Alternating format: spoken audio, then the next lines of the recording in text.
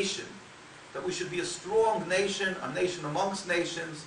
We should be a proud people, that we are strong, physically strong. Their goal is to have, the Zionist goal is to have a strong military, something that they could show and say, look, we're powerful, we're from the greatest powers on the world.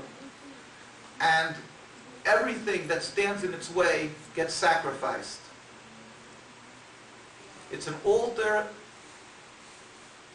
that everything gets sacrificed. The human life, anything that stands in its way. And of course, Judaism, which is definitely standing in its way.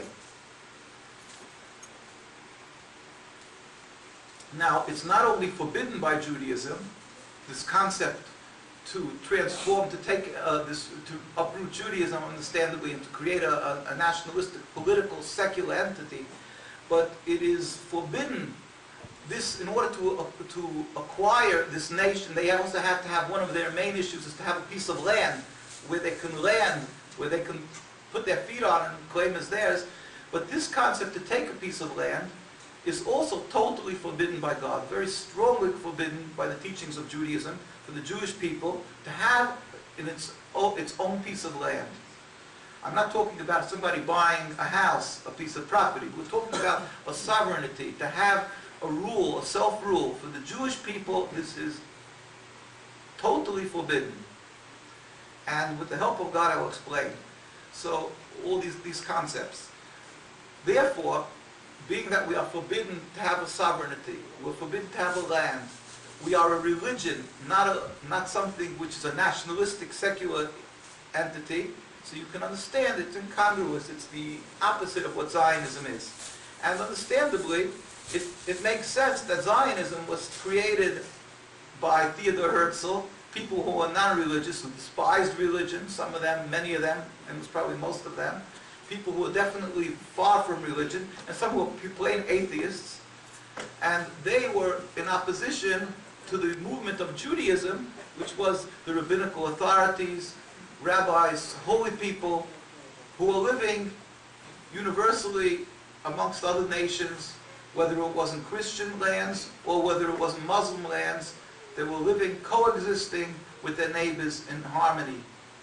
And anybody who keeps up a relationship with their elders like they're supposed to, maybe had some conversations and heard from their grandparents about how they coexisted with the Jewish people.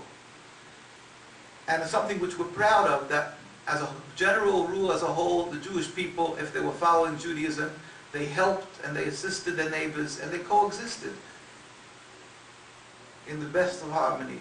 In case of in Palestine, we have people that I am very friendly with. We have a senior rabbi, Rabbi Beck, whose name is acquainted with one of the outspoken people against Zionism.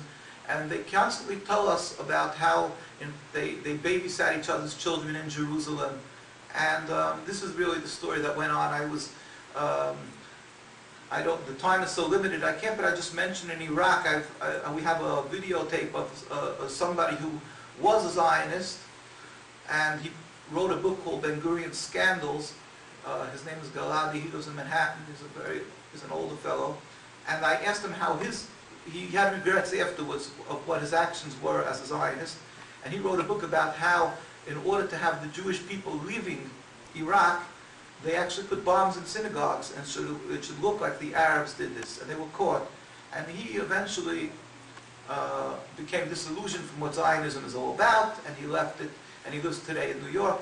I went to visit him, and I asked him, I want to know, forget about the issue with your Zionism, I want to know, how was your life as a young boy, before you became a Zionist, how was your life with your neighbors?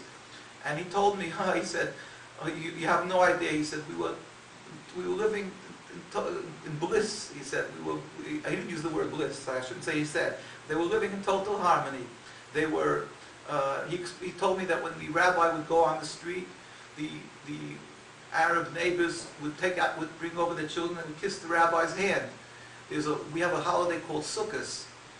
Sukkot is one of the holidays that we commemorate the leaving of Egypt. We were in the Midbar, in the wilderness, and we lived in huts, and we have one week a year we live in huts. We go out of our houses Orthodox Jewish people, with thatched roofs.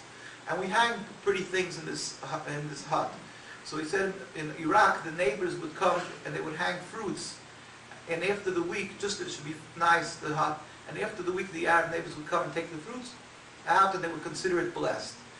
Anyway, this is a general picture. I could go on and on. We have many stories, and I'm sure if you will ask older generation people, of Arab people, Muslim people, how they could describe their lives with the Jewish neighbors, as a general rule, of course there's always bad apples in the crop, but if they were as general rule, they would be able to tell you that they coexisted in total harmony. Now, I'm talking about the beginning.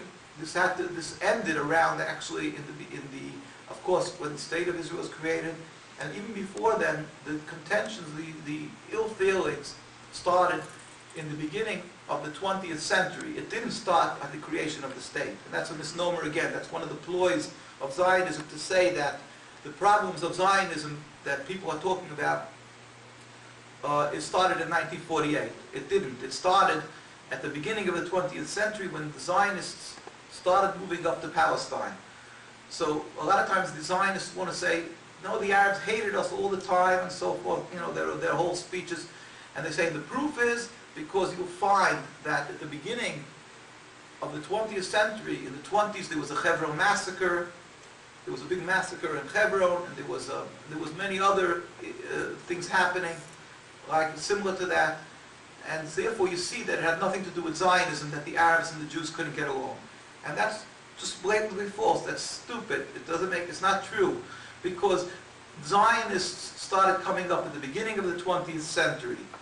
And the Arab population started seeing that there is a threat to them. It's a movement. It's not just the Jews that were living with them for the past few hundred years. They started realizing that this is an insidious movement. This is a movement that wants to take over the rule of the land.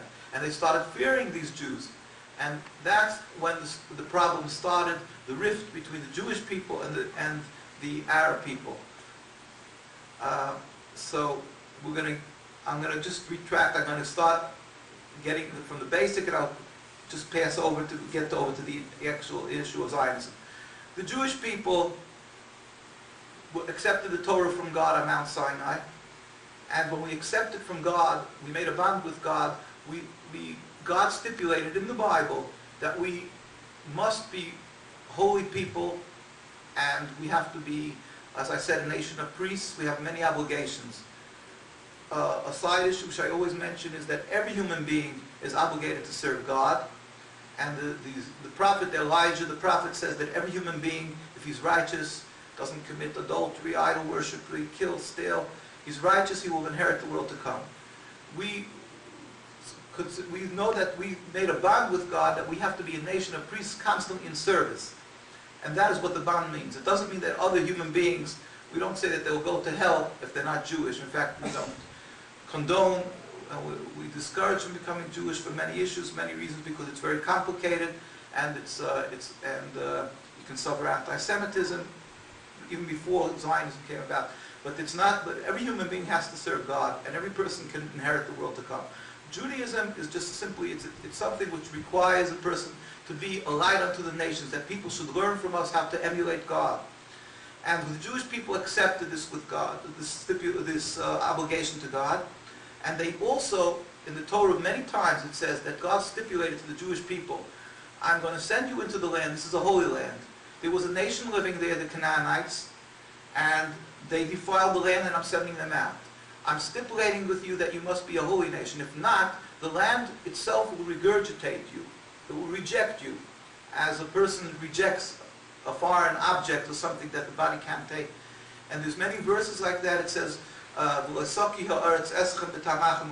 means the land should not regurgitate you, reject you, if you will defile the land. The Jewish people accepted this, and when they went in, they accepted this ruling of God. They went into the land of Israel, and the prophets speak at length about afterwards how they warned the Jewish people, which everybody who studies the prophets sees it, in Jeremiah and Ezekiel and Isaiah, that they were warned that they're not on the level of holiness that they have to be in order to stay in God's special land. And therefore they'll be thrown out. They were sent out of the land, eventually, as it says in the Jeremiah,